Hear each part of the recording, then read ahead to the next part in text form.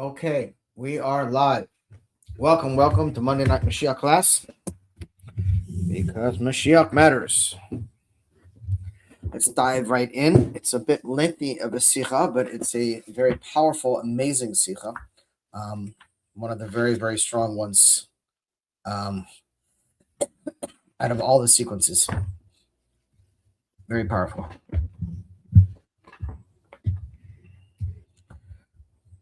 Baruch atah Adonai Eloheinu haolam shehakol nidbareh. Okay, let's get cracking here.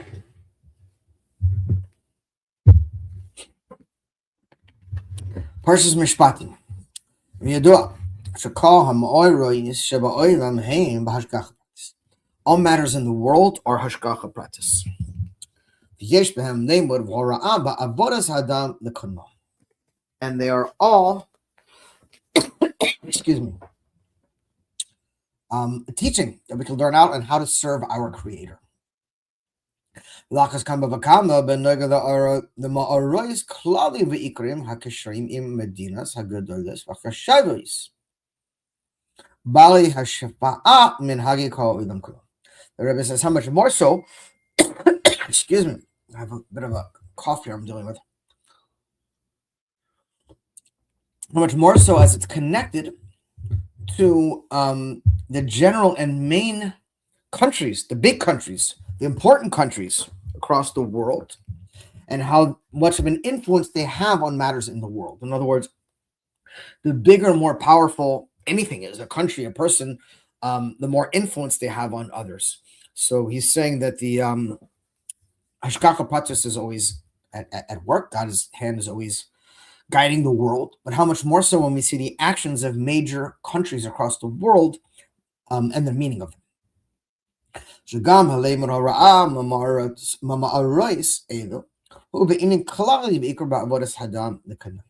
And from this we can learn out in an even higher level an important lesson in our service of God.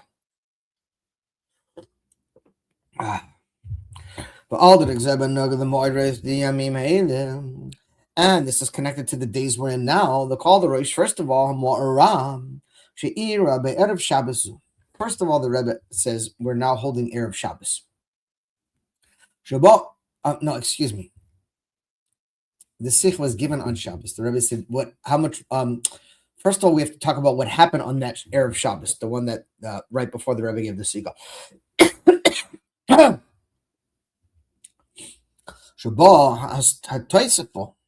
There was a gathering, a meeting of the heads of the nations from across the entire world.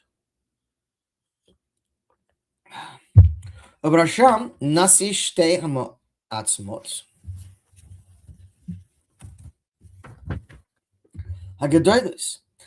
we had amongst them the heads and the leaders of the biggest countries that were there. He's talking specifically about America and Russia. Keep in mind, the Sikha was given in Toshin Nun Base, which was 1992. So we're talking about 34 years ago. Okay. Where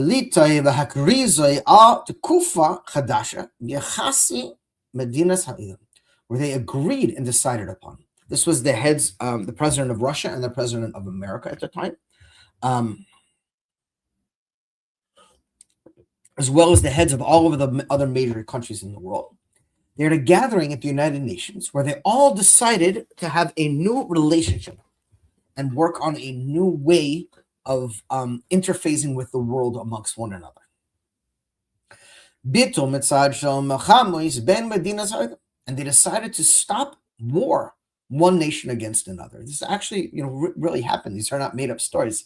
That's they actually gathered on Erev Shabbos at the UN with the head, the president of Russia and the president of America at their heads, and all the major countries. And they decided unilaterally, no more war. We do not want to continue on the path of having war. We're going to turn over a new leaf and we're going to work on cooperating.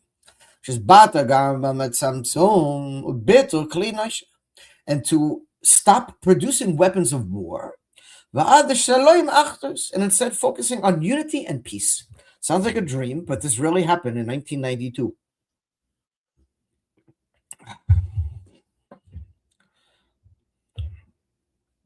Shitov po'alna va'ezra hadinas hadiyat, excuse me, ben medinas ha'edam the toiva ha'nosais kulam, and they all agreed mutually between the head and the major countries in the world to start working on cooperating with one another and bringing peace to the world. Yes. Welcome, Livy Yitzchak. Good to see you. It's been a while. I know you listen to them not live, but it's nice to see you live. Yeah, this is one of the sichas that are just mind-boggling at the depth and the length that the Rebbe goes to. Besides the fact this is one of the sichas where the Rebbe openly refers to himself as Melech HaMashiach. A lot of people try to claim the Rebbe never said that, but he clearly says it in the sicha. But we'll get to that. I don't want to jump ahead.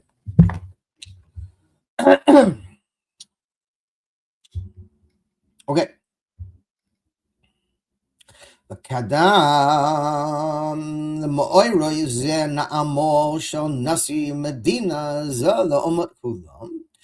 was a hashgacha pratis, that there was a speech given from the head of the country, of one of the main countries in the world,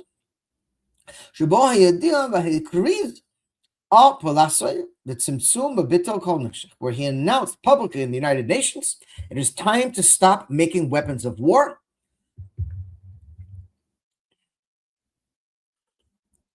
That's it. No more weapons. We're no longer going to be focusing our money on making weapons. Someone might come to ask the question when we're first starting the Sikha, so what happened? We'll talk about it. But that's what they announced that day at the United Nations on Erev Shabbos. V'nitzor hakasfim kedei dehoisef be'ini hachala shel b'nei medinos hakariza shel oiseh adei beit hanivcharim.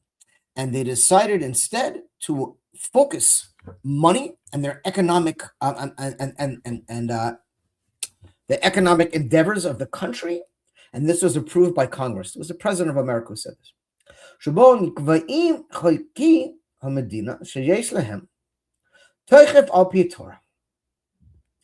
And that this is a very strong permanent place that there is in it, and this was strengthened according to the Torah, according to the ways of the Torah, which we're going to speak about a little bit shortly.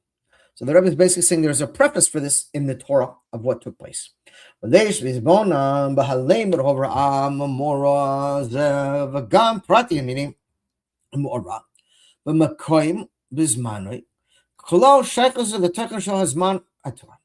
and we see what we're learning out and what took place specifically in this gathering of the nations at the United Nations is connected specifically to the parshas of the Torah that we're in now, Parsha Mishpatim, which is all about laws. Base. Name and Horam Moraz. Who be Indian Klal? It's, by the way, you learn the Rebbe Sichas and some of these things. It's like, we forget how mind-boggling some of these events that took place were, and it's unbelievable to relearn it every year. Okay. First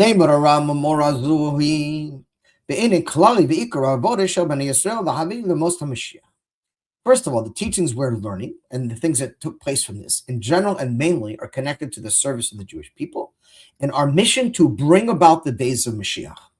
The Rebbe has said this numerous times, and it's not just the Rebbe's words. That is our purpose. Our purpose is to bring about Mashiach, to bring about goodness and redemption to the world. And the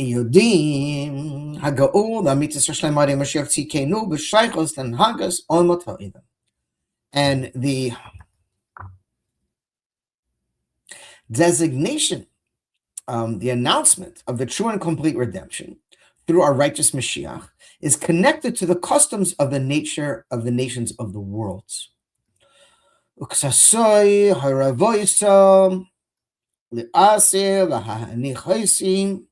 Lo yisa goy el goy harav lo yamdu oid melchama. And this is a pasuk that is brought down from the prophet Yeshayahu. where it says like this, and they will turn their swords into plowshares and their weapons into farming shears. And one nation will not lift up to start war against another nation. What's amazing is the UN, which is a house of darkness, as the Rebbe called it, which is the biggest klipa. I don't have to go through the news and tell everyone how many UN ambulances and schools and hospitals were filled with Hamas weapons that they were operating out of, which the UN was well aware of. The United Nations are the United Nations against God and against the Jewish people. It's just horrific, the amount of klipa and evil inside the United Nations. Yet if you go to the United Nations building in New York, what is printed on the wall outside the United Nations? This pasuk, and they will turn their swords into plowshares. Prophet Yeshayahu. That is written on the walls of the UN outside, which is pretty mesmerizing in and of itself. Anyways, in addition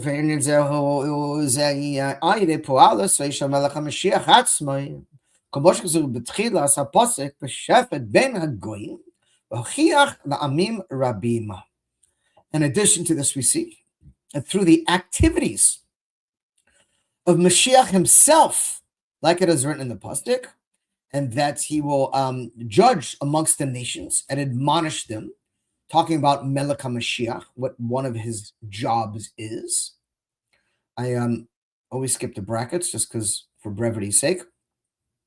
But basically says that the Melech HaMashiach will judge amongst the nations, and he will hold them responsible for their sins, and he will cause them to go off for their crooked path, and that they must go on the straight path, no more war, etc.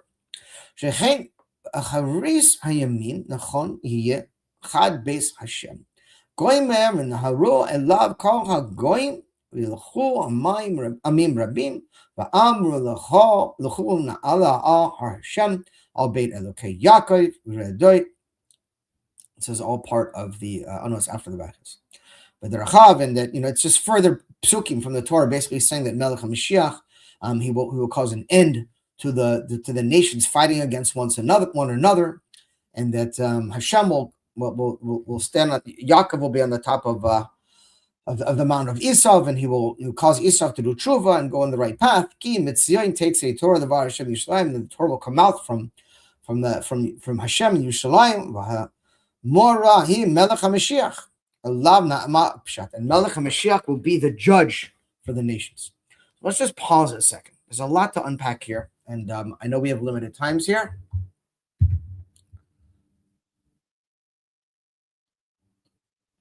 But just briefly, the Rebbe is basically saying here that it's due to the work of Melech HaMashiach himself that the nations of the world decided to start having peace.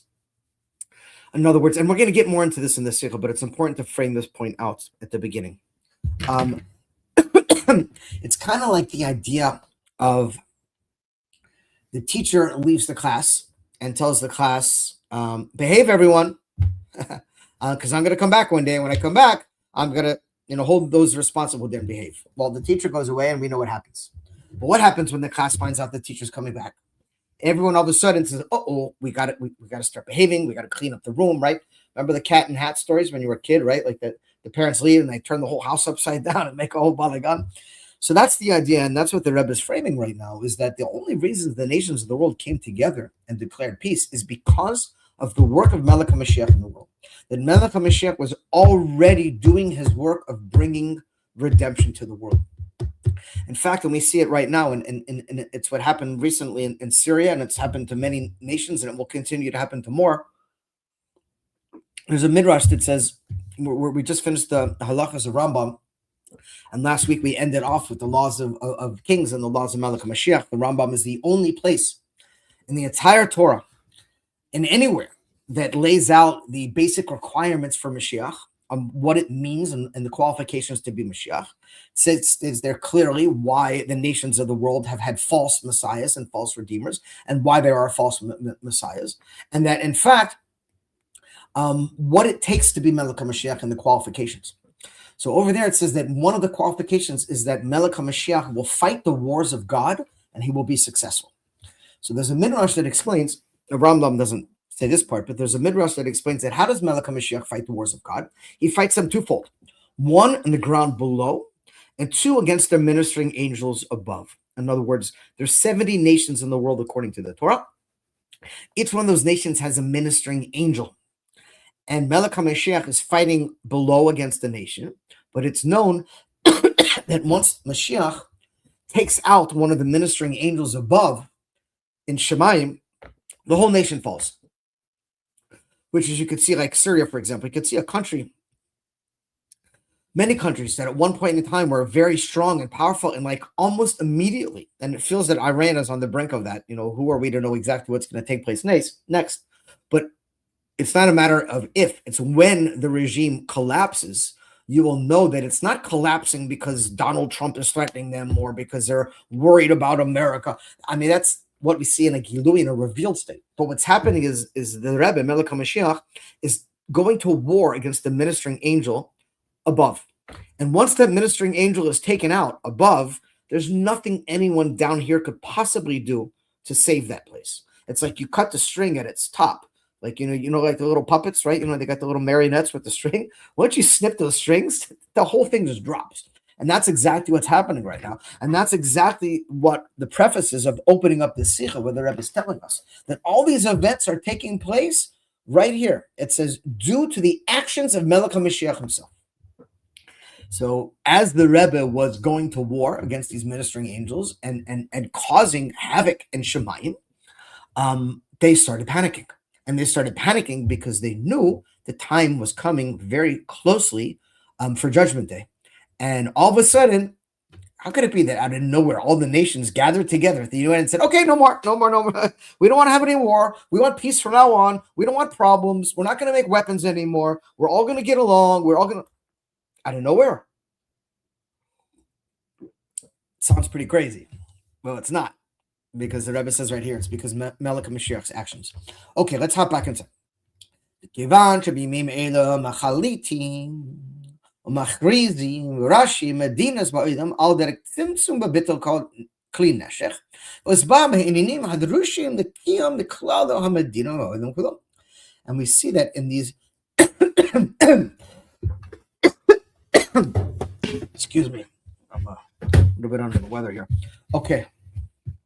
And that we see that the nations decided to announce, the heads of the countries, that they're no longer going to be producing weapons of war, and they're no longer going to fight once another. That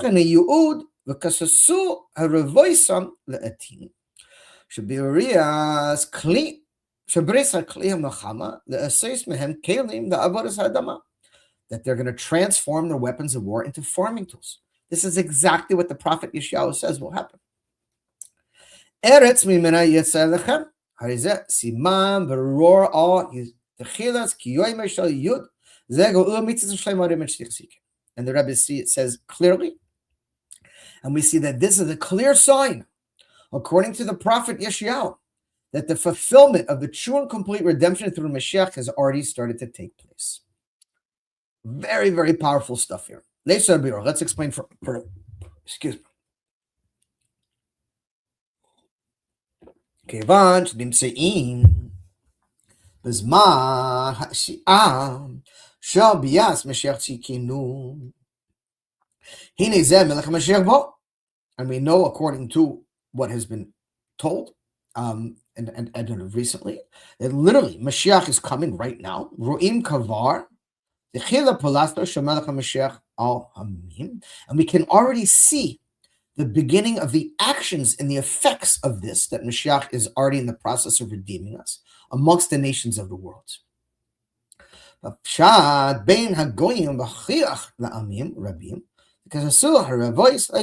that he will judge amongst the nations. And again, that's how we open up the Sikha, talking about that. That's what they're afraid of. Don't think for a second that all of a sudden the nations of the world decided that they all want to do tshuva and be good children and they're not going to cause problems anymore, and because they just had to change their mind. No, they're afraid of the judgment. They're afraid of what's coming, and therefore they want to get everything in order to put on their best foot forward during Judgment Day. And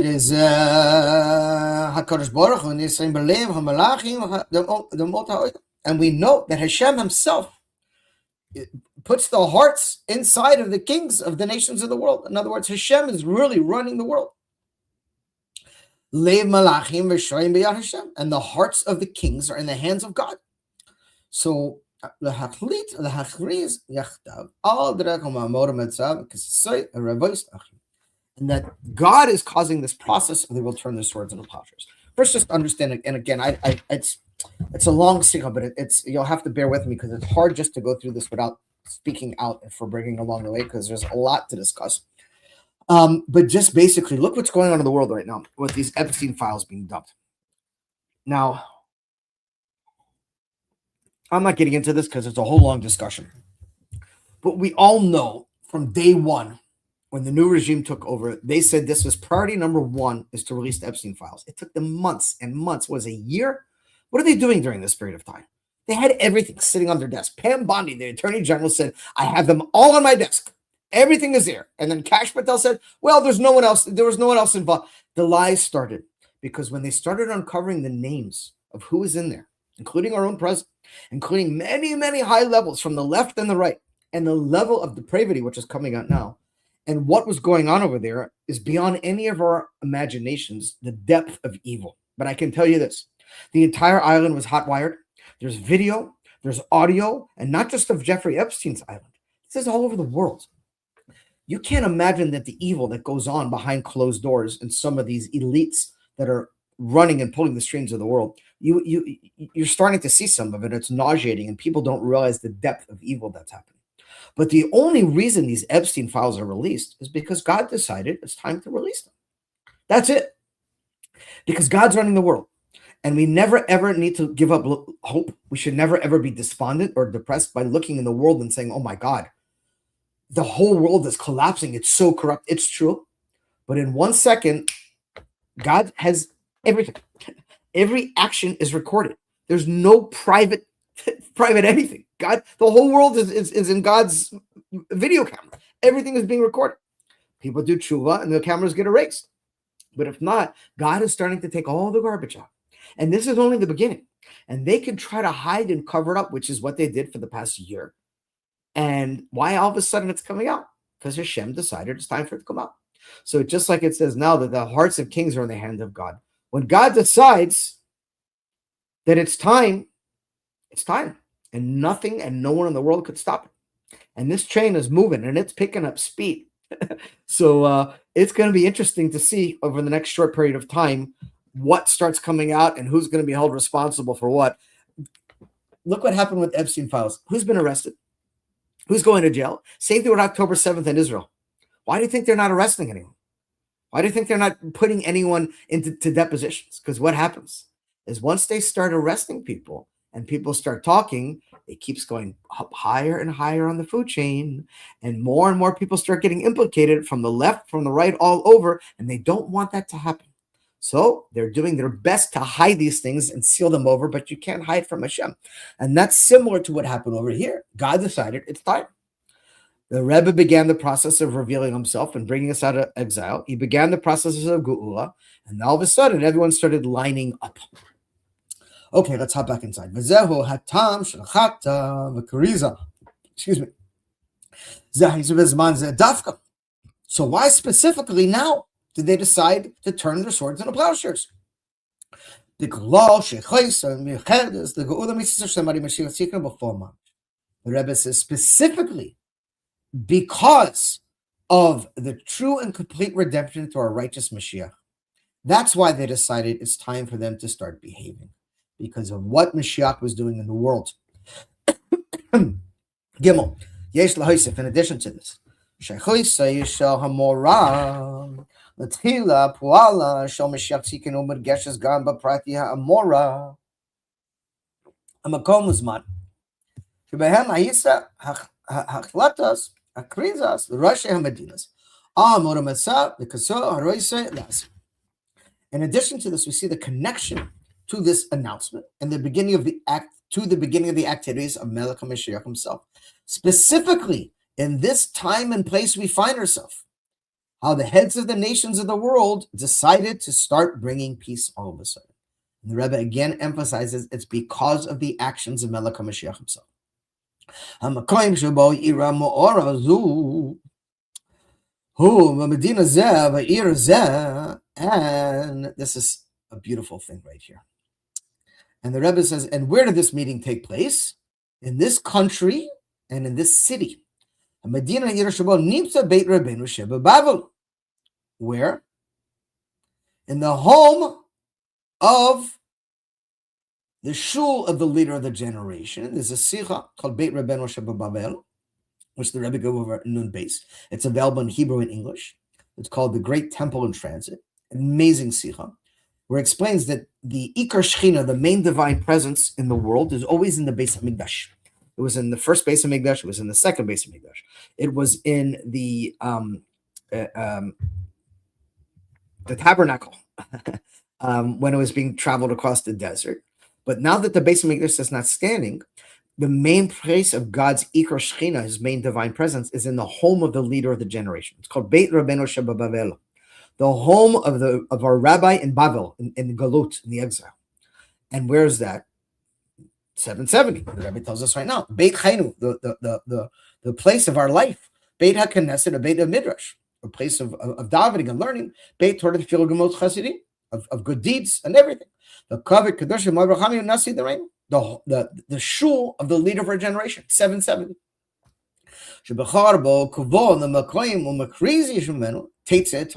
And from this place, Torah spreads out to the entire world. And up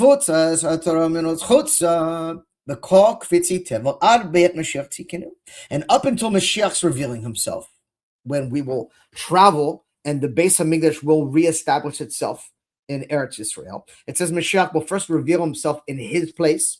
If you look at the language of the Rambam, where it says that Mashiach will build the temple, it doesn't say in its place. It says in his place. Look at the Hebrew, and there's a vav at the end of it, showing possessive of his. So it's known that the first place Melech HaMashiach will reveal himself is not in Israel. It's not in the Beis HaMikdash. It's in Beit Rabbeinu Shebabel. It's in the shul of the home of the leader of the generation, which is 770. Hopefully you're starting to put the pieces of the puzzle together. If you're not, it's going to come very open very soon. And from there, the Rebbe says, the Torah and the teachings of the leader of the generation are spread out into the entire world. And that's how it will be until Mashiach, which is a very fascinating thing. I'm going to continue inside because I think the Rebbe is going to talk about this, but because I wanted to add something, but let do the Rebbe do talking. But and let's talk about this further. When the leader of the generation arrived in the lower half of the globe, talking about the Frierdiker Rebbe, because the Frierdiker Rebbe was previously in Russia, and then he was in Poland, and then he came to America, which is known as the lower half of the globe, talking about spiritually. Torah, the place where it's drawn down and revealed the Torah. The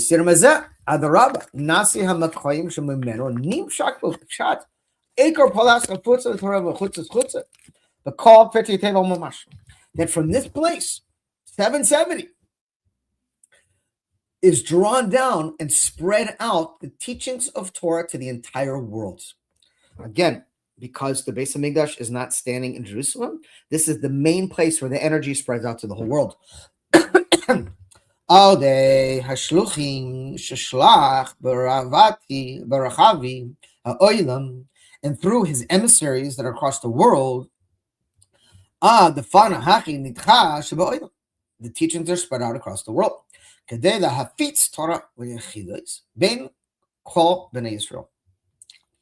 Amongst all the Yidden, and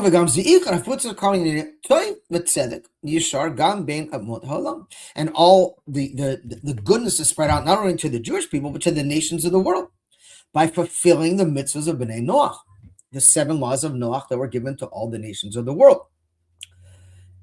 Never in history has there been a leader, besides our Rebbe, that has emphasized the importance of educating the nations of the world, of their mission in this world, and the 7 laws of Noach that are applicable to them, and how they must keep these laws if they want a place in the world to go.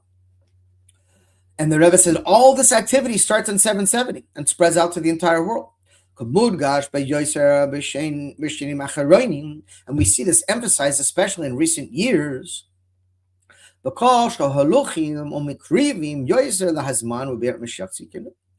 all of the emissaries are doing even more activities to bring about Mashiach's arrival. 770 again is the central point of Lubavitch World Headquarters. And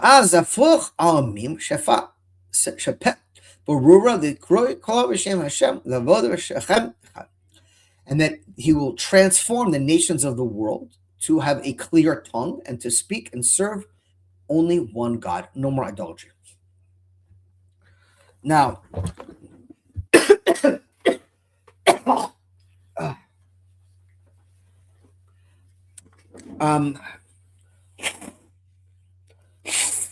let me continue inside because I know the Rebbe is going to talk about it, and then if not really soon, then I'm gonna bring it up.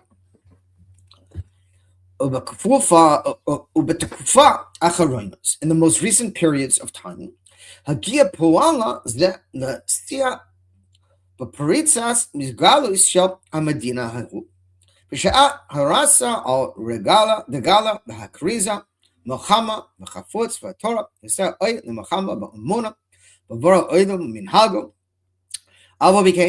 נמשך גם שם הפועלס לשלוחי נשיא דרנו בחפוץ התורה ויחורס בחשי ומסירת נפש ממש.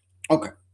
In this recent period we see niflois arenu through wonders that are being revealed, and we see the actions of spreading out of the country of where we are in and these efforts of stopping war according to the Torah. And that this is through the activities of the leader of the generation, spreading out the Chassidus, the inner dimension of the Torah, outwards to the world in mysterious nefesh and self-sacrifice. Up until the recent period where the decrees of the king has been nullified regarding war.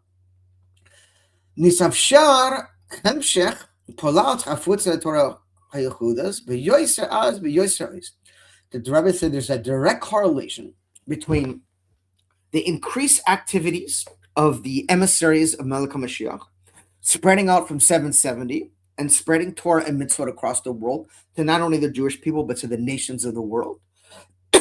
And this is a direct correlation that is causing the country that we are in and the leader of the country amongst the leaders of other countries to come to this resolution where they do not want to continue on with their ways of war. And it's been revealed and spread out.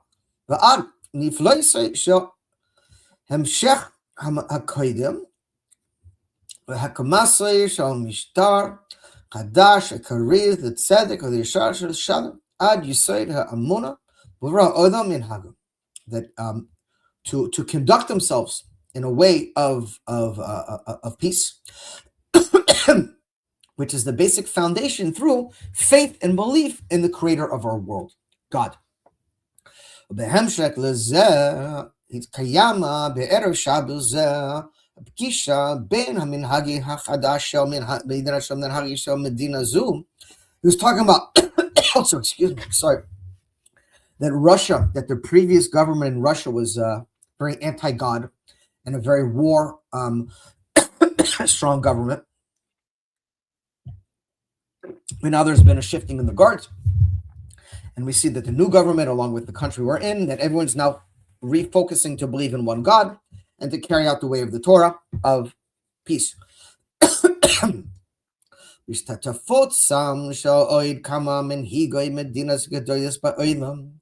the spreading out, furthermore, of the customs of the great countries in the world, including the recent announcement and taking upon themselves to turn their swords into plowshares. יש לומר this תשי בקיומה של פגישה וחקלת הקריזה זו בעיר של נשיא דרנו כבוד שמוע ברהן. This is a beautiful thing I wanted to bring up. The Rebbe said, furthermore, wow,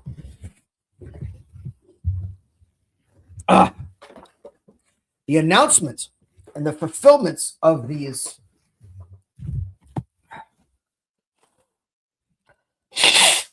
recent directives that we've been talking about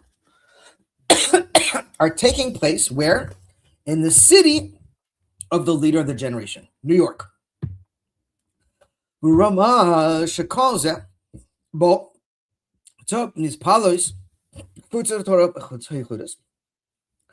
Specifically in the place where the leader of the generation is and is spreading out the teachings of Torah across the world.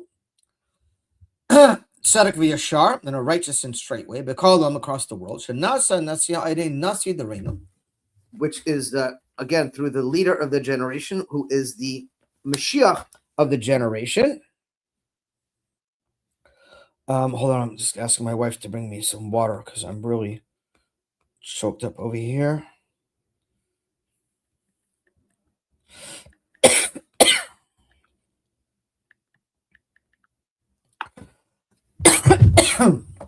Okay. ועוד שלמוס עבודה בחנה בימים אלו נשיא העולם כולו ראה ומקשר נתחלה פרס למלך משיח. And furthermore, through the completion of the service, as we said above, in these days, across the world, that we see that the connection is clearly through the beginning of the activities of Melech HaMashiach. Pshat ben Hagoyim, as we said above, and his influence amongst the nations of the world to cause them to want to turn their swords into plowshares. So, especially as we find ourselves here in this place, a time and place that are very relevant to Mashiach coming.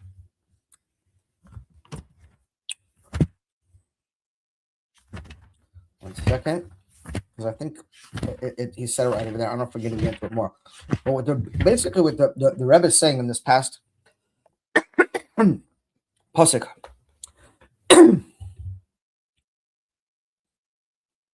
is very fascinating. The United Nations, where's the capital of America? It's in Washington, D.C., right? So why isn't the United Nations building in the Washington, D.C.? You would think that America would set up the building where all the foreign dignitaries come to America in the capital of America. But the Rebbe says that's not the case. The case is the reason the United Nations is in America, in New York, in America, is because that's where 770 is. That the home of the leader of the generation, where their Torah is spread out across the world, is the exact place where the United Nations building is, specifically for that reason, which is a pretty mind-boggling statement if you think about it, but it makes sense. Again, why would it be in New York? It should be in Washington, D.C. Okay, let's continue on. So now the Rebbe is going to bring out a few other things that are going on at this time that are connected to Mashiach. Aleph. The time of week in which this declaration took place was Erev Shabbos. Preparing for Shabbos and the ultimate Shabbos, the eternal Shabbos of Mashiach. So the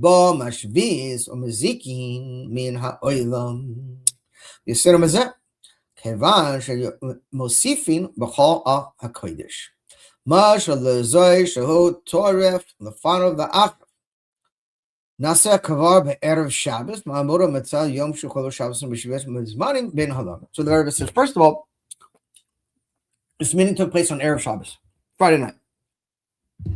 Shabbos is going to be eternal Shabbos when the Mashiach comes. It's known, it's an inyan that it says you're supposed to taste from the food of Shabbos before Shabbos.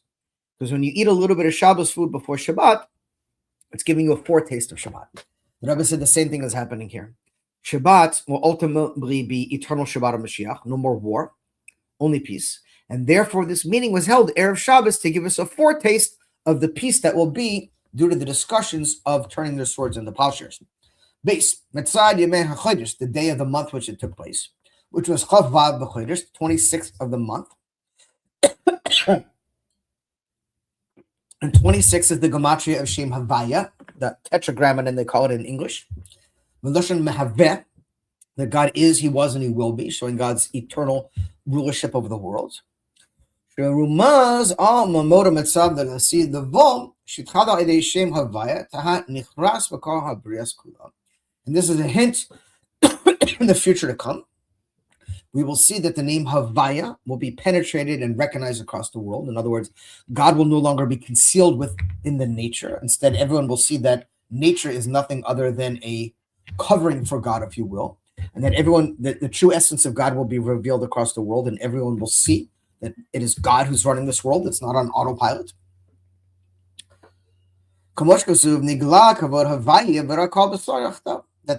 That the glory of God will be revealed and all flesh will see. That they will see that it is through God's speech that the world exists. In other words, the shield will be removed. You will no longer see a world that covers God, but you will see a world that reveals God. The aim, the tinas, but coin the inine, bliti retsuhim. Kamoshkasu vlo yiravalo shechisoi, goimer, kimalaha arts, the es havaya.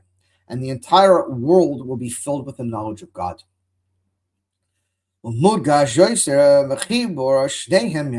And this is emphasized even more as we see in the combination, the unification of these two things. The 24th day of the month and the 6th day of the week, Erev Shabbos. This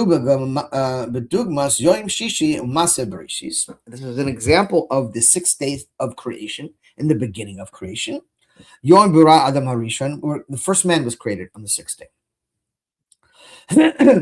Iker v'tachlis habrias kulam, which is the main purpose of all creation, is man. It's not animals. Yes, it's not plants. It's not any of these other things. Thank you so much.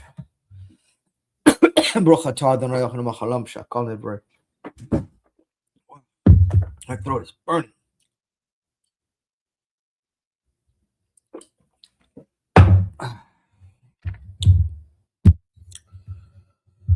Okay. Man, of course, was created on the 6th day, which is the crown glory of all creation. But Prak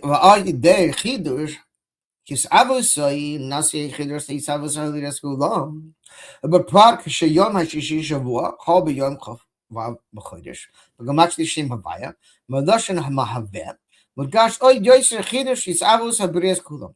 So we see that the 6th day of the week is the day that God created man, and man is the whole purpose of creation. And God created man through His name Havaya, which is connected to the number 26. So we see the connection between 26 and 6, the 6th day of the week and the 26th day of the month. Gimel. And also the main thing is the Nasi, the reign to the leader of our generation. That's the final Shabbat of the month of Shvat, which is this month coming up. Now, this Shabbat as well. Shabbos Mavarchim. Hard to imagine, but it's Shabbos Mavarchim of Adar already.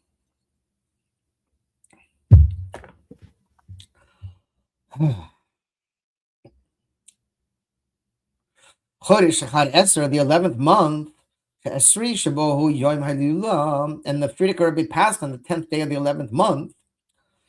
Echad Esser Shabohu Nasa Hamshech Chidush Hanasi Shalo B'Yoyser She'az B'Yoyser Oiz Oit L'Sirei B'Gamor Kol Avodah Shal Doreinu Zeh. And we see that the number 11 is connected to the continuation of his leadership, because the Rebbe became Rebbe on the 11th day of Shvat. And even more, to bring about the completion of the service of the leader of the generation, that we're the last generation of the exile and the first generation of redemption. And the Rebbe is letting us know that we're continuing on with that mission. And there's been already 42 years since that took place, the Frierdiker Rebbe's Gestaltos. And there is to say, Keneged Membes Masoot, this is corresponding to the 42 journeys in the desert, the Midbar Mim, amongst the nations.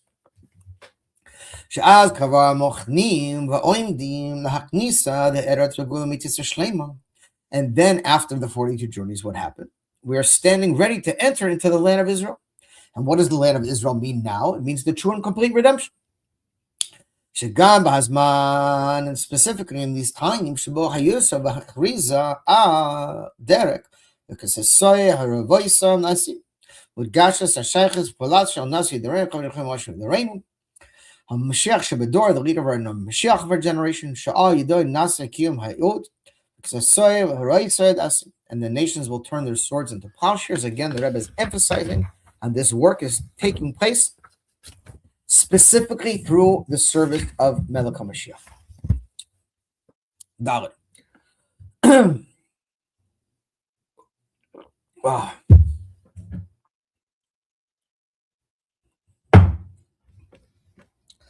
Yes, the kasher is in Parshas Yeshua. And there's also a connection to this week's Parsha, Parshas Mishpatim.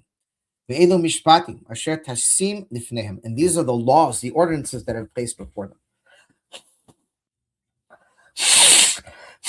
So last week in Parshas Yisro, we got the 10 Commandments. Hashem gave us the 10 Commandments, if you will, through Moshe. And this week we learn about the ordinances, the laws of the Torah. Rashi, and Rashi explains,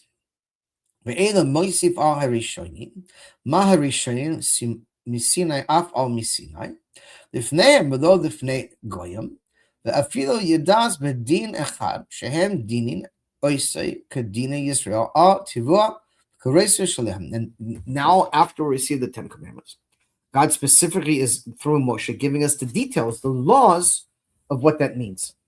Because the 10 Commandments, we know, are a general blueprint. But there's 613 mitzvot. And those are the details, the laws of how we're supposed to conduct our lives. And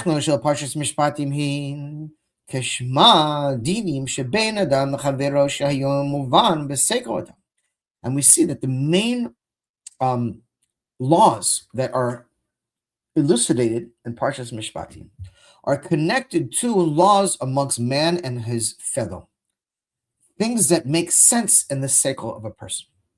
In other words, the main laws of Mishpatim are talking about of how we conduct ourselves in the world amongst one another. And the idea, there's different types of laws. There's Hukim, there's Mishpatim. There are laws that don't make logical sense. Right? Hukim, which are basically don't mix linen and wool, kosher, what you can eat, what you can't eat. Those are between us and God. And those don't make sense. They're above logic. There's no logic to why you can't mix linen and wool. Why do we do it? Because God says so.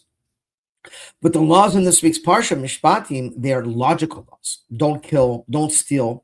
Most normal people, it's hard to identify what normal is these days, but realize you're not supposed to kill someone else. You're not supposed to take someone else's property just because you're stronger than them or because no one's looking or because you're not going to get arrested. Those are things that are wrong. Those are laws that make sense between one another in the logic of one's brain. The Varim HaMorim B'Torah b'Mishpat she'elu lo na'amro hayu today the Omrim v'ad kedi kach shel amala lo niten Torah haynu lemedin tznios v'tchil v'gazel again menachama mala v'yester mezeh shehayovin muvan gam b'seichlim shel amot ha'olam. And it says these are laws that make sense not only to the Jewish people, but to the nations of the world. Again, if you look at a lot of the 7 laws of Noach, they're logical laws, right? Don't steal, don't commit adultery, don't murder, things that make sense. And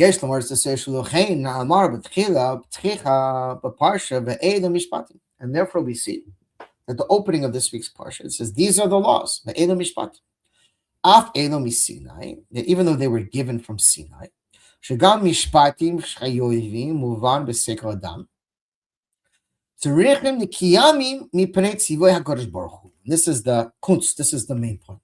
That even though they were given on Har Sinai, they came from God. They're logical laws. They're things that make sense in their brain. But nevertheless, and this is the main thing, it says, but we must fulfill them not because they make logical sense, but because they come from God. In fact, the Rambam talks about this, the 7 laws of the nations of the world. I've, Baruch Hashem, given out thousands, probably tens of thousands of these cards in the last 20-something years. Where just whenever I get the chance, wherever I go, giving out to non-Jews, and there's 7 laws, and they stay on these cards right here. Believe in one God. Don't follow idols. Don't believe in any other gods. Don't murder. Don't steal. No adultery. No animal cruelty, and establish courts of justice. And many times I'll give these to people, and they'll say, "Oh, well, that makes sense. Yeah, well, I do those things anyways." You have to explain. The Rambam says that the nations of the world who follow these 7 laws will have a place in the world to come. Those who don't won't. But it's not enough you follow them out of logic. You must follow them with the acceptance and the acknowledgement that they were given by the one true God. In other words, we don't do it because it makes logical sense. We do it because God commanded us to do it. And there's a big difference. There's a big difference. The difference is that we are accountable to God, that we realize that God runs the world. God is in charge of the show. And the reason they make logical sense to us, as the Rebbe is going to explain, is because God arranged it that way. You think, okay, we're normal people. It makes sense not to murder, but there was a time that didn't make so much sense. People murdered left and right. It was a very common occurrence. Could probably go to many countries in the world where people get murdered like flies. So apparently it doesn't make logical sense to them, and they shouldn't be doing it. So in other words, God has instilled in our brain this concept of why it makes logical sense. So again, it has to be that it comes from Hashem. Mishum difneihem dafka, lo difnei goyim, but before them, shehem dinin kadini Yisrael. Yep. Kevan shedinim hein mitzad chayav b'sekum. Aldrich mitzad tzivah HaKadosh Baruch Hu. That we're obligated to make sense of these laws. And we should make sense of them, but because God commanded them. But Omek Yoser, hey. Oh, this is really annoying. I apologize. It's like, wow. And these are the laws that even though they were given from our Sinai, Yeshamar Perusho, Shagam, Siva, the Chayoy, a Seko Mishpatim, Umisinai, Lule Nitara Misinai. ולא יעסק האדם מחייבים, והסביר בזה, שחייב הסקו הוא, תזצר מזה, שציבו איש אלו, נדלבש ברצון של הקודש ברוך הוא.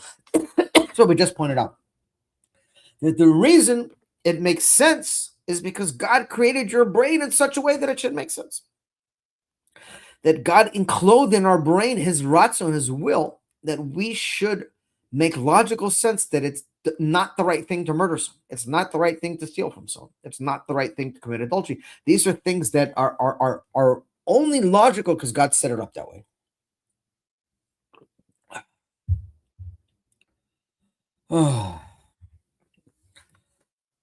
God, that says the wisdom of God.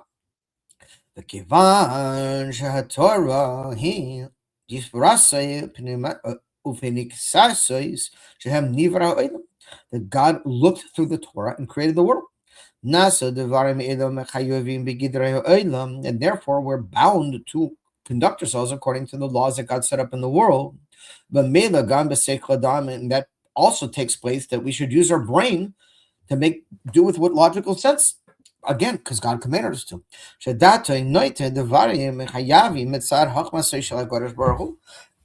And because this is from the wisdom of God. That's why we do it. And that's why it makes sense. And according to this, it makes sense also to explanation of Mosif al-Rishonim, in addition that these are the first ones, the first laws that were being instructed on, that they were given from God and to Moshe on the Torah of Sinai, on the mountain of Sinai, and drawn down into our logical brain. Shazahu Toichan Chidush the Matan Torah, and this is the unique thing of the giving of the Torah. Shabbatala Gazira Hefsek Sheben Aliyah Metachtoini, that it removed the decree between the upper and lower worlds. Shabachach Masay Shalakodesh Baruch Hu Toimshech in such a way that the wisdom of Hashem is drawn down and penetrates into our brains down below, to the place that it makes logical sense. Wow, that does make sense to us. Why does it make sense? Because again, before the Torah was given, the times after the original sin, before God brought the flood upon the world, people were doing some horrific things to one another. How did it not make sense to them that you shouldn't be doing those things? Apparently it didn't, because Torah hadn't been given. So when the Torah was given, God kind of imbued in our brains this concept of that God's the boss, and this is what should and shouldn't be done.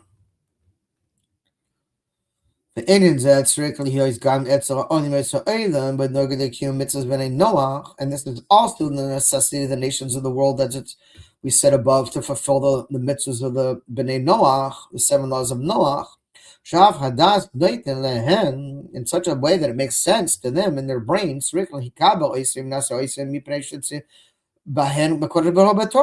And even though it makes sense to them, as we already pointed out, they must fulfill these laws because God commanded them in His Torah.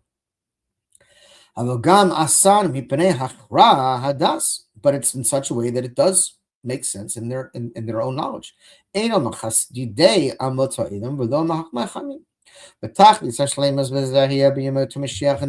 days of Mashiach, all this will reach its ultimate fulfillments. And the entire occupation of the world will only be to know God. And the entire world will be filled with the knowledge of God. Let me just do a time check. Pretty late, but wow. Yeah. Okay. So yeah. All right. Let's continue on.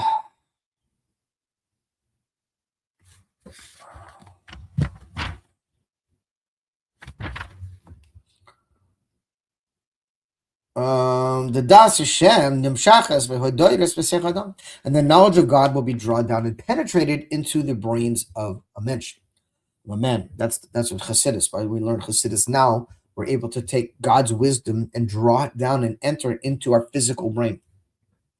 Yeshma, there is to say she'inin zeh murumas gam b'siyam haparsha, that hinted also in the end of the parsha. Yira etz Elokai Yisrael v'tachas regulav kol maaseh levan nois aspir. Going mevachazo etz Elokim v'chudo v'shto shiras Elokius nimshachas v'eder b'sefer adam me'achdus umo kamo hamazon, showing how the wisdom of God again is going into the logical brain. Shanasa dam b'vasar in a man of flesh and blood. And through learning the inner dimension of the Torah, in such a way that we grasp and understand it, talking about the Torah Chassidus Chabad, Chabad Chassidus, which is what we're learning right now. Including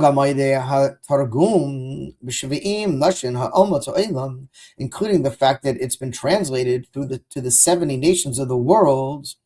The Tanya is the fundamental book of Chassidus, which has been translated to all the nations. The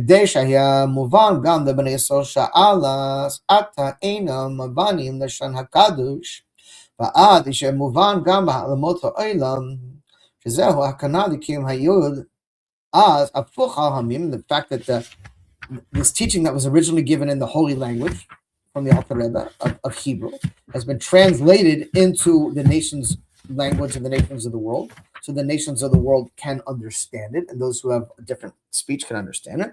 This is beginning the process of showing how God will turn over the nations of the world to a pure speech, and where they will only serve the one true God. Vav, continuing on this journey. Because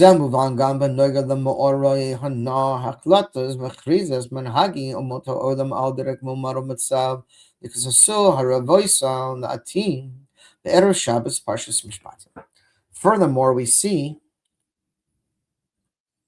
that the announcement of the nations of the world that we spoke about, that they will turn their swords into plowshares, took place on Erev Shabbos and Parshas Mishpatim.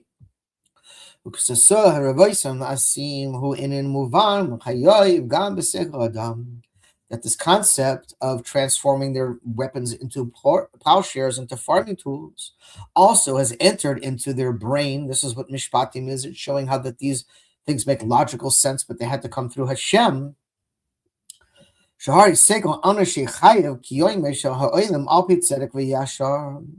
that the brains of the people of the world are obligated to fulfill according to the right and just thing to do. Which is negating their wars and the weapons of wars. But we see up until this point in time, there was tremendous destruction. I don't know if you've ever studied. I have. It's frightening. The amount of murders, deaths that were caused through war. I don't even remember. It's been a long time since I looked at it. It's like there's been perpetual states of war around the entire world pretty much since creation. And the amount of people that have been slaughtered for one cause or one reason or another, it's hard to imagine. And that's what the Rebbe is saying, like Hashem needs to protect us. That how is this possible? And furthermore, the breaking through these weapons of war, to turn them into farming tools, showing what seems to be a logical thing, but it's not so logical, because for thousands of years, that's what they've done. They've created weapons of war and continue to perpetrate war. Doesn't make sense, but they keep doing it. So now all of a sudden they decide no more, we're going to stop. Why? Again, because of Melech Mashiach's work. And they're getting ready because they know Mashiach's around the corner. It's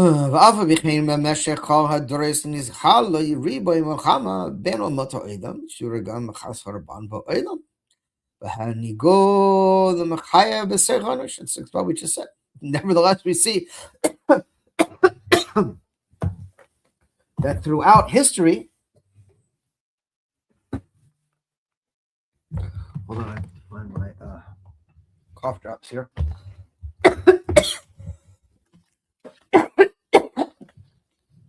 Wow, it's pretty brutal.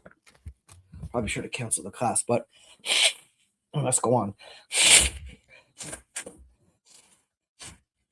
Now we see throughout history, as the Rebbe says, there's been a multitude of wars against the nations, between the nations of the world, and countless lives have been lost and countless destructions. This is the complete opposite of what makes logical sense.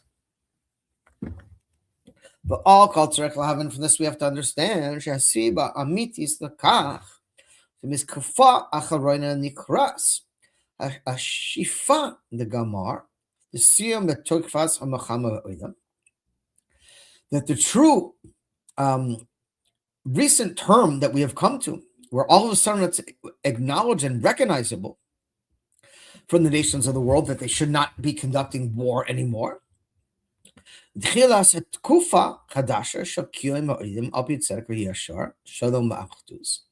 beginning of this new period in the world, where the world is shifting from a war place to a place of justice and truth and a straight path of peace and unity.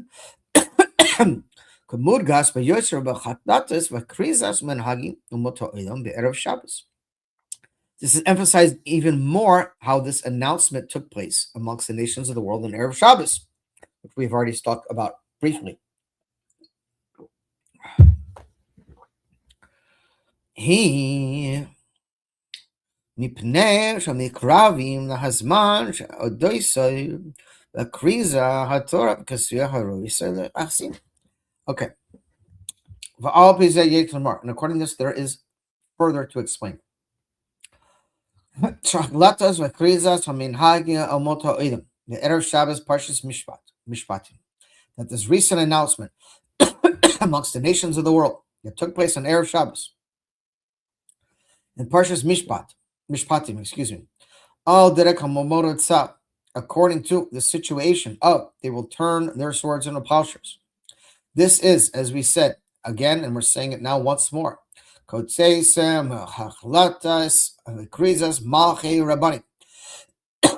specific result of the leaders, the Rebbe, the head of the generation. And the announcement is, Mashiach is coming right now. That is why they decided to get their act cleaned up. And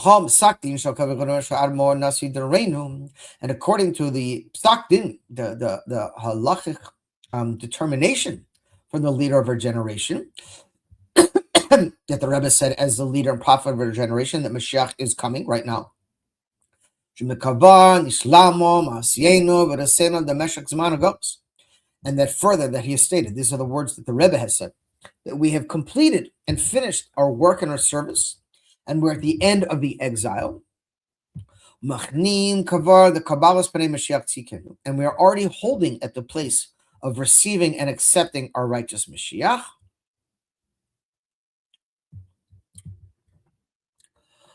And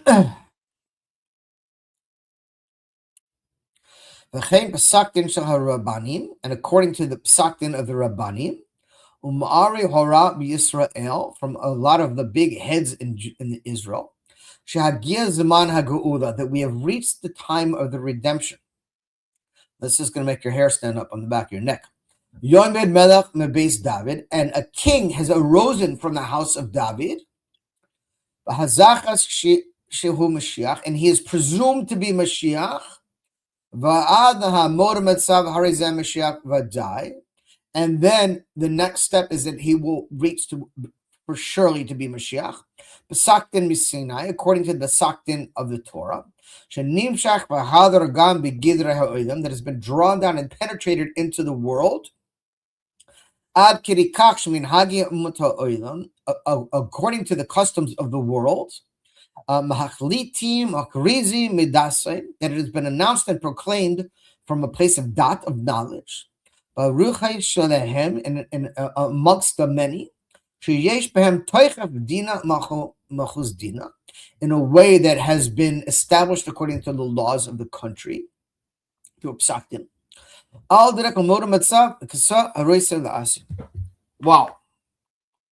So, unbeknownst, which I still don't know why, to the majority of people in the world, and even in the Frum world, in the Orthodox world, there was a Psak-Din that was signed. I don't know the exact date, but it was several months before the Sikha, where 170 Orthodox rabbis from around the world, a majority of them in Israel, and a lot of them not Chabad, signed a Psak-Din, a halachic determination, that according to the laws of the Rambam, which again, the Rambam is the only codifier in the entire Torah that lays out the halachas, the requirements according to Jewish law of what it takes to be Mashiach. There's no dispute amongst Sephardi, Ashkenazi, Yemenites. It doesn't matter. No one argues with the Rambam in this point because there's no other opinion. There's many other areas of halacha where there's a difference. Sephardi, Ashkenazi, different minhagim. The halachas, the law of Melech HaMashiach, is only in one place, and that's the Rambam. 170 rabbis signed. It's called a Psak-Din, according to halacha of the Rambam, that the Lubavitcher Rebbe is B'cheskat Mashiach, that he meets all the qualifications to be Mashiach, that Mashiach is coming right now, that all the signs according to the Gemara and all our sages, Mashiach is coming right now. He's right around the corner. And the one chosen for that job is the Lubavitcher Rebbe. It's signed. 170 rabbis signed it. Never in the history has there been a Psak-Din that anyone else, according to halacha, is Mashiach. Never in history has there been anything else besides this. After Gimel Thomas, that one person recounted their position. That one person said, oh, Gimel Thomas happened. No, let's throw it out. It's not accurate anymore. Not a single person said, take my name off that. It's mind-boggling that this isn't spread across the entire world. But the Rebbe is telling us right here that this is why all of a sudden the nations of the world, who've been warring and murdering each other for thousands of years, decided to wake up and say it's time for peace because of this psak, because they see and they know that their time is limited and Mashiach is about to come and they better get their act together. And this is just amazing what the Rebbe is telling us. And there's more. We haven't even got to the pinnacle. ויש מלא תצא שהדגשה שחייסה ישו ההקלטה, הקריזה, הפסקתין מסיני נסגלה ביום השבת. This is emphasized the connection to the announcement according to the Pesachim from Sinai that was revealed on Yom Shabbat. Sha'az Korin B'Torah Parshas Mishpatim Kula that took place in Parshas Mishpatim were now Sheva Mudgasha Shagar Mishpatim Hey Misinai. All that examined done already done. These are the laws that were given to us by God for Har Sinai.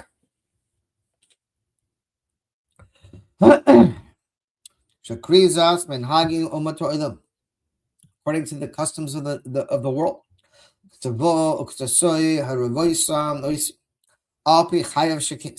That make logical sense. He could up Saktin Hatorah al Derek Bayat Mashiach Sikinu. Okay. Zion. Very powerful teachings here. There is to add the Kashi of Hashaikus and Parshas Mishpatim Nisim Zuman of Galus, the Tchilas Hagula. That we see the connection to Parshas Mishpatim, to the time period we are in, which is the end of the exile and the beginning of the redemption. It's frightening that the Rebbe gave the Sikha 34 years ago. That's what's really frightening, is how much further advanced this is now. And yet, unfortunately, to the eye, it looks like the nations of the world have gone backwards. We'll talk about that in a minute.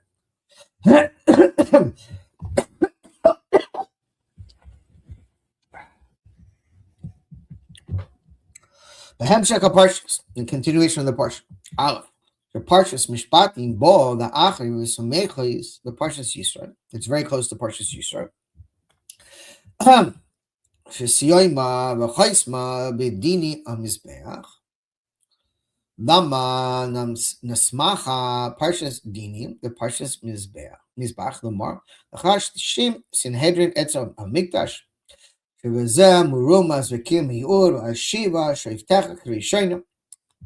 about the close, the relevance between the giving of the Torah, Parshas Yisro, and Parshas Mishpatim, which is the laws that makes logical sense. And it says, I will return your judges like in aforetimes. Shivas and Sanhedrin, the Sheikhs and Gezerah Beis Hamikdash, and that in the times of the Beis Hamikdash, the great Sanhedrin will once again return, and we will no longer be following secular law. The law that will be followed would be the law of the Torah. We need to do that in Israel immediately. It's preposterous.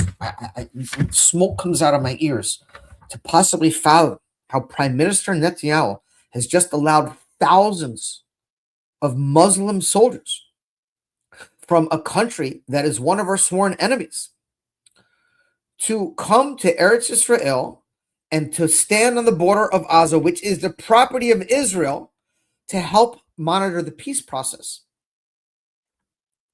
It's complete insanity. It's the equivalent of President Trump inviting the Ayatollahs and people from the Middle Eastern countries who want to wipe America off the map into southern Texas to make sure that the border is being monitored properly. Mind-boggling. We need Mashiach yesterday.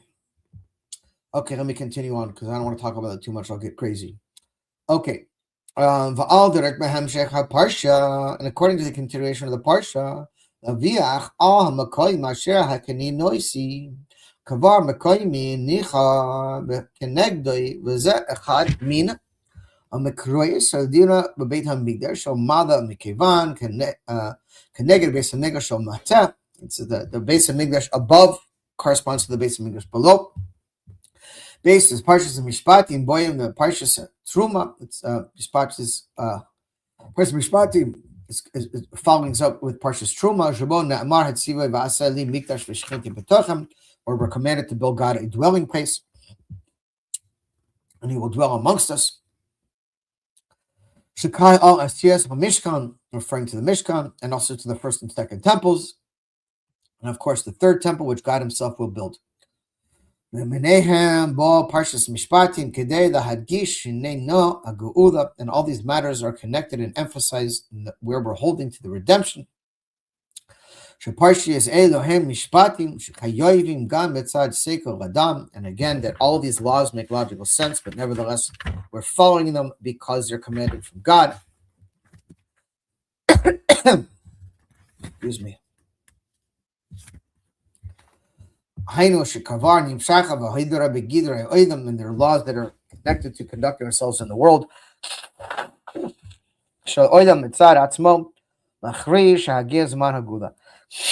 And even the world itself, from looking at the world itself, we can see that the time of our redemption has arrived. Okay, I'm going to skip Ches. It's talking about different damages from a goring ox and bringing laws that make logical sense. I'm going to skip. We just want to, let's see here. I'm just going to skip a couple things over here so we could move ahead and finish in an orderly time because it's a very long sikha. And I do want to finish on time. Excuse me. Okay.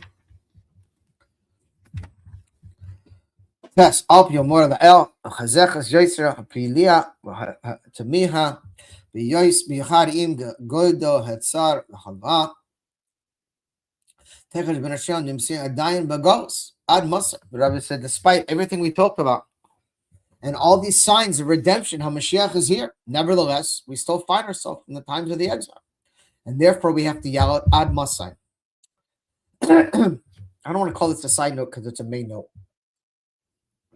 But one of the great fundaments of Judaism is that regardless of how the situation looks, and regardless of how bad the odds seem to be, and regardless of how it looks like things are very dark and bleak and hopeless, we have a powerful tool that can be used at all times and all places that actually works, and it's called praying. And that's what's going on right now. Is we have to. The Rebbe says numerous times we have to demand of God to bring Mashiach. Ad Maseh. The Rebbe says like a workman who demands his wages. Like you have a worker that's been working for you. God forbid that shouldn't say you working for someone for weeks or for months and they've never been paid. Imagine working for your boss for weeks or months without a paycheck, and he keeps saying, "Don't worry, I'm going to send it to you next week, tomorrow, next week, next." At some point in time, you got to go into his office and you got to bang on the table. You got to say, "Enough! Give me my money." The Rebbe said we have to have that kind of chutzpah to God. We have to bang our fist and scream at God, "Enough! You promised Mashiach. Bring us Mashiach now." We have to get angry. We have to get fired up. We have to turn to God. And in fact, our sages teach us that things will get so bad in the world right before Mashiach comes that we will realize that the only one we could trust in is our Father in heaven. We can't trust in our world leaders, that's for sure. If you think these people are helping us, you're out of your mind. They're all looking out for themselves. We can't trust in anyone, but we can trust in God. But we have to demand of God to bring us Mashiach. We can't just sit around and say, well, whatever God wants, he'll do it. It's up to him. That's true. But we have to get angry. We have to say, God, we need you to bring Mashiach now. It has to pain us to the point that we don't say, well, if he wants to bring Mashiach next month, that's fine because I'm going to Disney World next week and, it's okay. No, we have to put our self-interest aside and for the sake of the Jewish people and for all mankind, we have to demand Mashiach comes now. And that's what the Rebbe is saying now.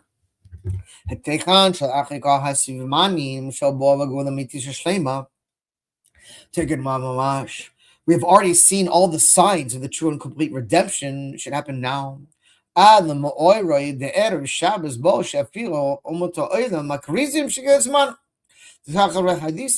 point that even the nations of the world have declared on Erev Shabbos to turn your swords into plowshares.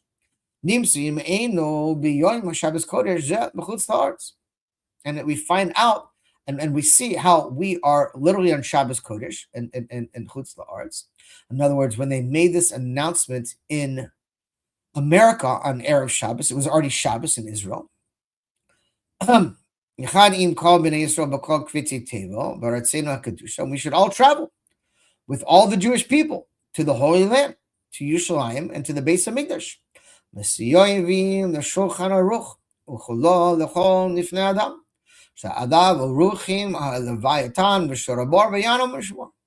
we will be sitting and feasting on the guarded wine and the shorabor and the Leviathan. And namely and mainly,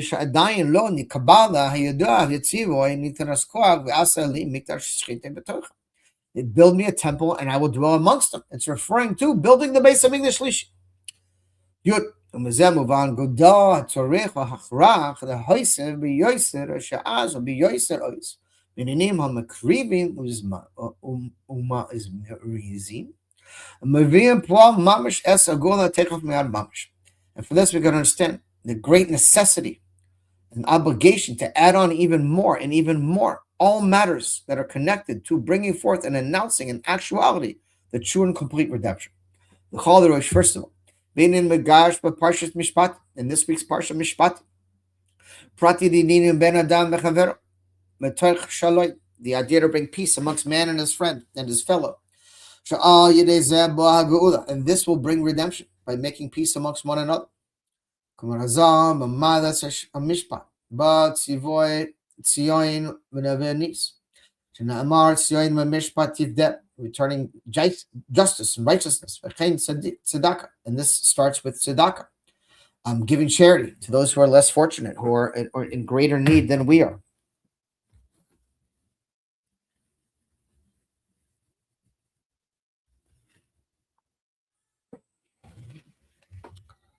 And it's emphasized in our parsha. Im kesef talva es ameha ini. That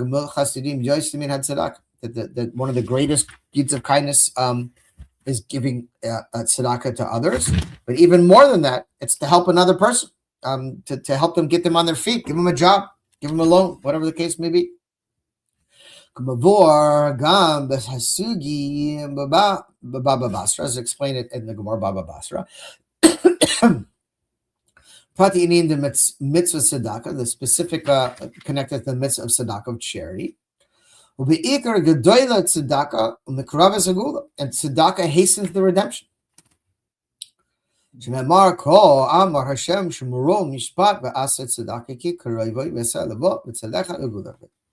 By helping one another, we help bring forth the redemption earlier on. Okay, we're going to skip the rest of this paragraph. It's just long brackets.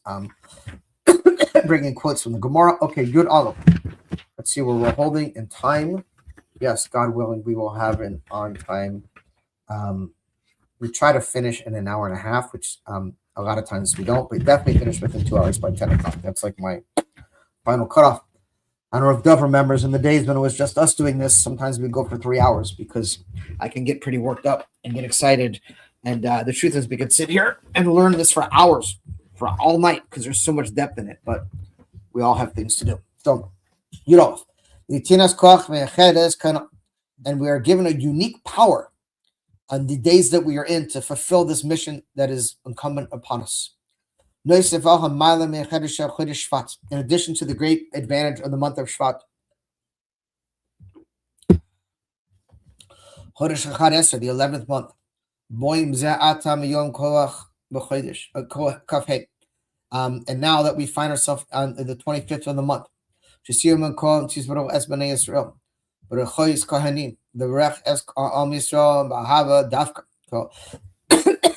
is the beginning of the pasuk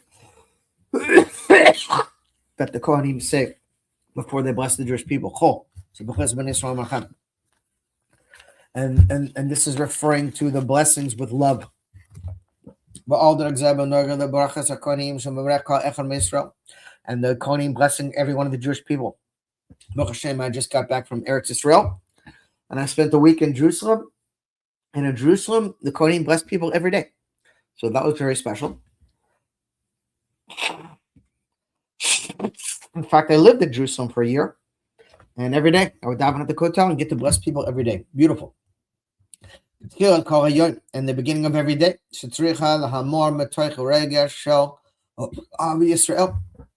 every single day we begin our day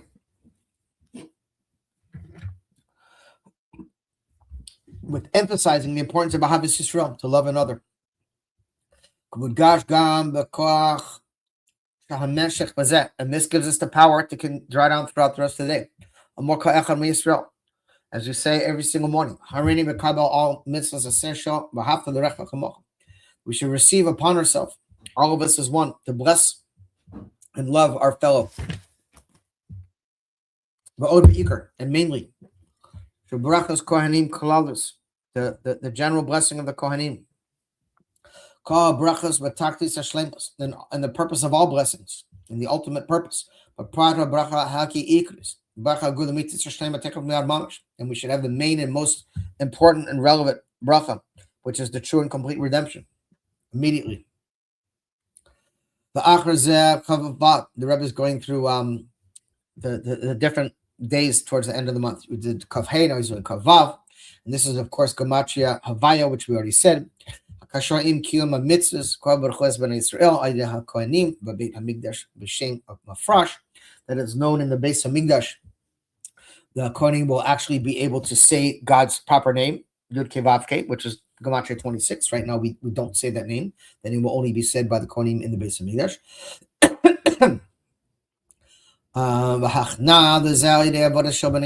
And we can prepare for that right now through our service in such a way of knowing that God is constantly in front of me. Wow, I'm pretty banged up for this evening. Itchy, I'm sneezing. What's wrong with me? Even at the time of the exile, when we picture all day long that God is literally standing in front of us, we are a little bit more careful about what we think, about what we say, and how we act. Because when Mashiach comes, we won't have to picture that. It's going to be revealed. And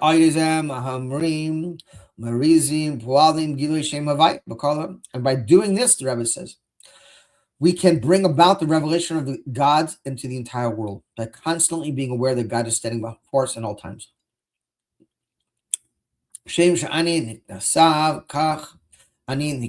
know that God is the one who created us and creates us.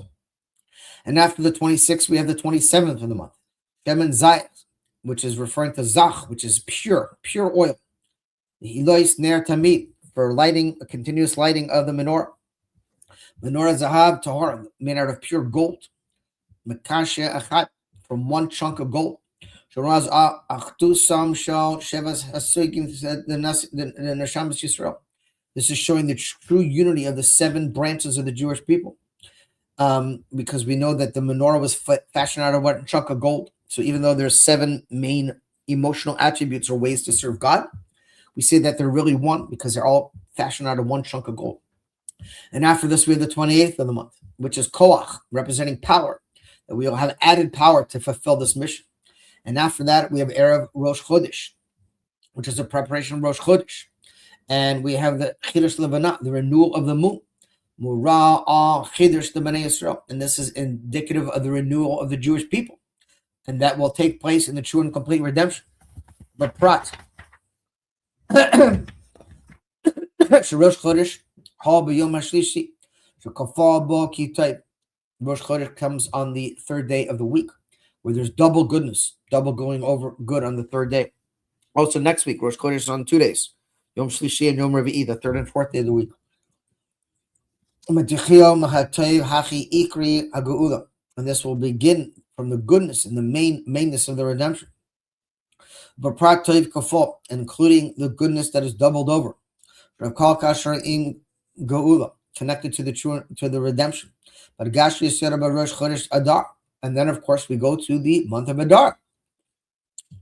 The Bria Mazal, where our Mazal is healthy. The Simcha, where in this month of Adar, everything is transformed and turned over to good.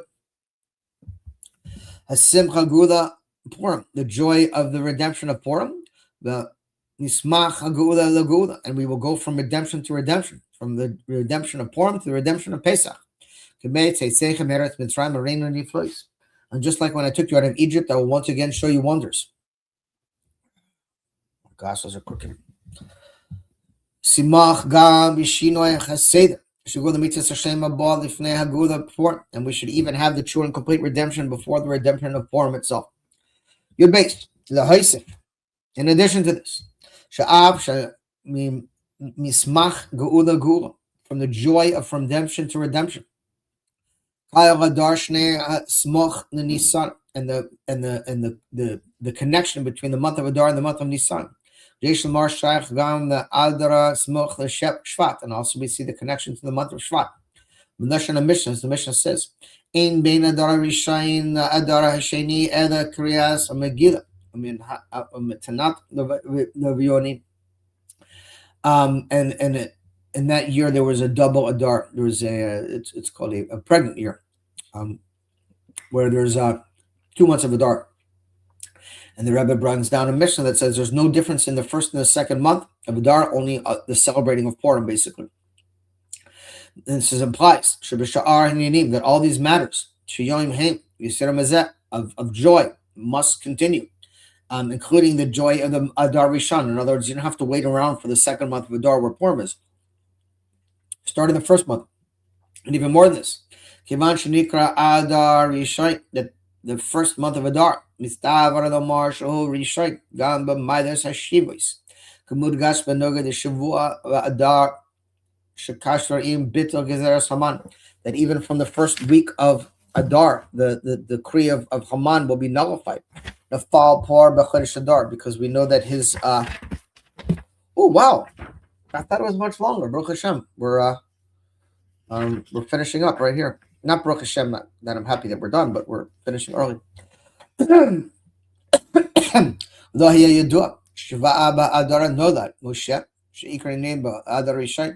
That we know that Haman screwed up. He said Adar is a good month because Moshe died in the month of Adar. But of course, the genius didn't realize that Moshe was also born in the month of Adar. And that's specifically connected to the first Adar, the 7th day of Adar. And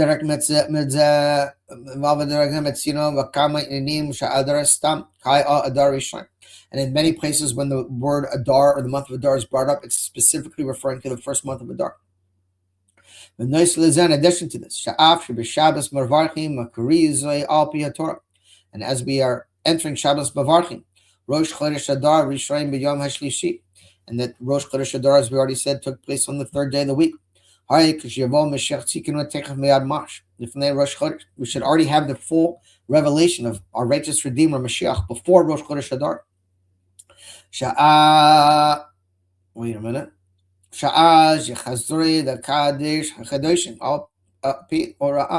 We will all go to the Holy of Holies. Sanhedrin, Yishna, Kavo, Shahia, Rak, Adar, Echad, Zevi, Samoch, the Nisan. Okay, Yud Gimel. Vihirat Sain.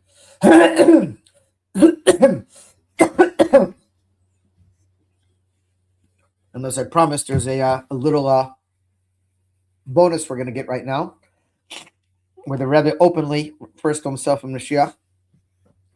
If you couldn't put that hint together from what we've learned for the last hour and a half, you're going to get it direct right now. Yud Gimel, may be Hashem's will. That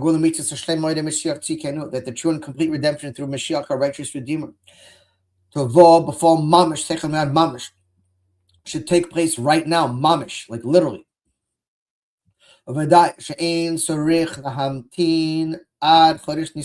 for sure we should not have to wait to the month of Nisan. And we shouldn't even have to wait to the month of Adar. And not even to the first Adar that's connected to Shvat.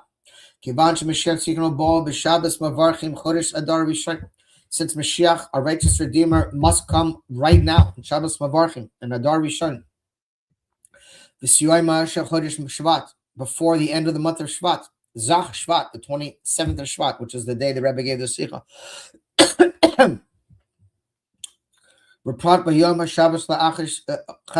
Specifically today, after Chatzos, Bisman Hamincha, the Suda Shlishis, in the time of Mincha and the Suda Shlishis, which is connected to the 3rd temple and the 3rd redemption. And this should take place immediately, mamish. Mamish, and really happens immediately, mamish.